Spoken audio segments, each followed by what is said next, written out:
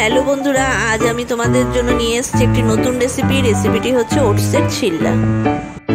রেসিপিটি বানানোর জন্য আমরা প্রথমেই নিয়ে নিচ্ছি প্লেন ওটস। এবার আমরা একটা মিক্সিং গ্রাইন্ডার নিচ্ছি, তার মধ্যে আমি 8 চামচের মতো ওটস নিয়ে এটাকে গুঁড়ো করে নেব।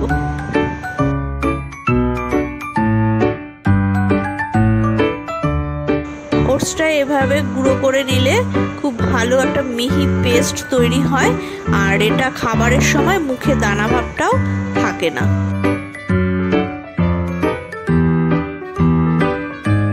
এবার আমরা একটা পাত্র নিয়েছি, পাত্রের মধ্যে গুঁড়ো করা ওটসটা ঢেলে নিচ্ছি।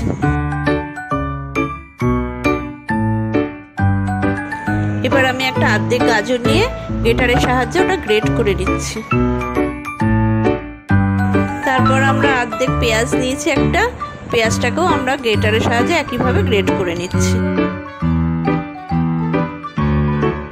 গ্রেট করার পর আমরা এর মধ্যে নিচ্ছি 6-7টা বিনস, আমি কুচি করে একদম মিহি কুচি করে নিয়েছি, আর 2টো কাঁচা লঙ্কা কুচি এর সঙ্গে অ্যাড করে দিচ্ছি। এর মধ্যে আমরা একটা ডিম ফাটিয়ে দিচ্ছি। এবার দিচ্ছি 1/2 টিস্পুন লবণ আর 1/2 টিস্পুন দারচিনির গুঁড়ো। এবার সব উপকরণগুলো একসাথে ভালো করে আমরা মিশিয়ে একটা ব্যাটার তৈরি করছি, এবং তার মধ্যে আমি অল্প অল্প করে জল দিয়ে ব্যাটারটা তৈরি করে নিচ্ছি।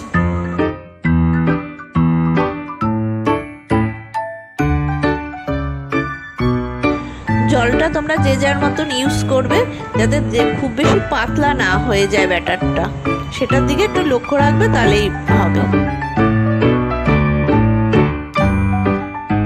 আমি খুব বেশি পাতলা করিনি, আমার ব্যাটারের ঘনত্বটা এই টাইপের হয়েছে। এবার গ্যাসে আমরা একটা প্যান বসিয়েছি, প্যানটা লো হিটে রেখে তার মধ্যে তেল ব্রাশ করে নিচ্ছি।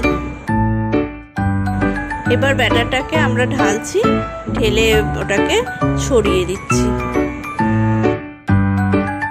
এই ব্যাটারটা আমরা 1 মিনিটের মতন রেখে দিচ্ছি প্যানে। তারপরে দেখবে উপরটা যখন আস্তে আস্তে হয়ে আসছে, উপর দিকটা দেখতে পারবে শুকিয়ে যাচ্ছে, তখন আমরা আস্তে করে উল্টে দিতে হবে।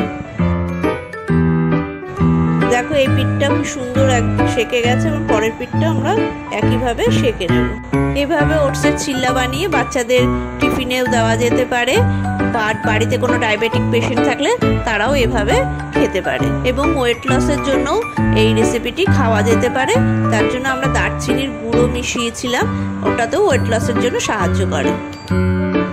রেসিপিটি যদি তোমাদের ভালো লাগে, ভিডিওটি লাইক করো, কমেন্ট করে আমাদের অতি অবশ্যই জানিও তোমাদের কেমন লাগলো। আমাদের চ্যানেলটা সাবস্ক্রাইব করো, ভিডিওটি প্রচুর শেয়ার করো, যাতে সবার কাছে ভিডিওটি পৌঁছায়। এটা তোমাদের কাছে একটি অনুরোধ রইল।